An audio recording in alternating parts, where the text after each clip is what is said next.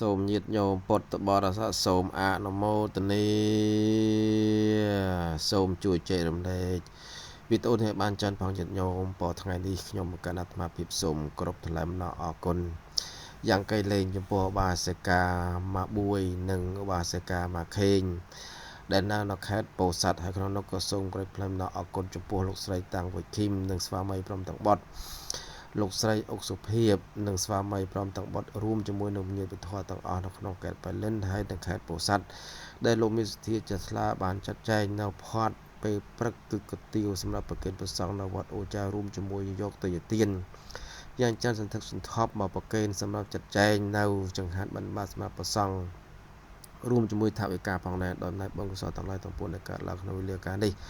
ក៏សូមឧទ្ទិសកុសលជូនដល់វរៈកងទ័ពដែលបូជាឈាមសោះសាច់សោះសម្រាប់ការពារប្រទេសជាតិជាមួយផ្នែកទីក៏សូមឧទ្ទិសកុសលជូនដល់បុព្វការីជនមានមេដាបេដាគ្រូបជាយាចារ្យតិកាទាំងពីស្ដានរបស់អស់លោកដែលមានសិទ្ធិចិត្តថ្លាបើសិនលោកអន្តរក៏សូមងាយក្រោយពរជ័យសិរីមង្គលរបស់យ៉ាងតរទៅសូមអនុមោទនាអញ្ចឹងសូមញញោមពុទ្ធបរិស័ទតាមដានទស្សនានៅវីដេអូទាំងអស់គ្នាសូមអនុមោទនា